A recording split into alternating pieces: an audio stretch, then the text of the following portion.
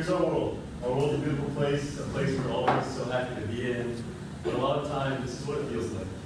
It's stressful, it's overwhelming, parties, money, comparison, the news, social media, politics, it's never ending. It's a beautiful world at its core, but a lot of it distracts us from what it really is. And it begins to feel like this, a dark, cold, lonely place. And a lot of the time, we tell each other, oh, Tim, how's it going? I'm super busy. I have a test coming up. I'll be better in a week. I'll be better when my stress is gone. I'll be better at Christmas. I'll be better if I have a girlfriend. I'll be better this, that. The answer is never, I'm happy right now. And we begin to look and shoot for bigger goals in our lives. We want to be rich. We want to have our big goals. And living in that house, not having a worry in the world. Or maybe you have the opposite perspective. You want to graduate school, you just want to go serve and just escape everything the world has to offer and go serve the poor.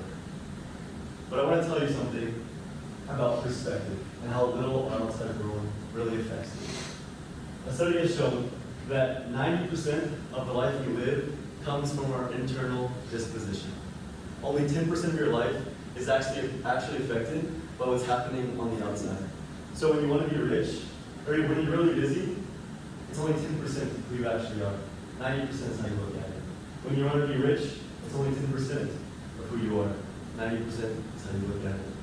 And finally, if you want to be really poor, if you want to go serve, still only 10% of the service becomes who you actually are on the inside.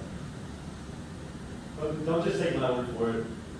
Take a trip to Peru, visiting the poorest of the poor. I went to Temple in Peru, outside of Lima, going to serve. We visited there, and right away, we get to see how much joy these people had. They had so much fun. They welcomed us in their home, cooked us beautiful meals, and the kids were so vibrant and joyful. And we had tons of fun getting to know them. We didn't even speak the same language. We had just a blast of a time getting to know each other. And all I knew was that we could play soccer together. And they loved it. Two nice Indian people. Like, I'm on your team, let's go. It's so awesome. That's all I knew. But that was all I needed to know for getting to be on their team. And their joy was just so expressive. I just wanted it every single second of it. And quickly we were like, hey, it's because they have nothing. We in America have so many different stresses, so many different things going on in our lives. If we just leave it all, our life will be better. But Wednesday of that week, the mission director pulled us aside and said, guys, what are you learning? We shared a lot of different things, but that was the biggest thing I shared with him. It's, hey, Alejo, our mission director, the people here are so happy, and it's really because they have everything. And when you live in a world like this, you don't have very much, so you have to cling on to everything you have to, everything you can. But he pulled us aside and he said, guys, you think that having nothing is the answer, but they think the same thing about you. The Americans, they're so happy because they have everything.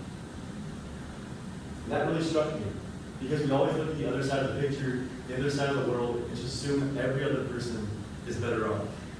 But they think the same thing about us. We come together and find the joy in one another, we find that peace, and then we leave, assuming the other party has no worries, has no struggles, and has nothing in the world that is bothering you. So I want to leave you with this.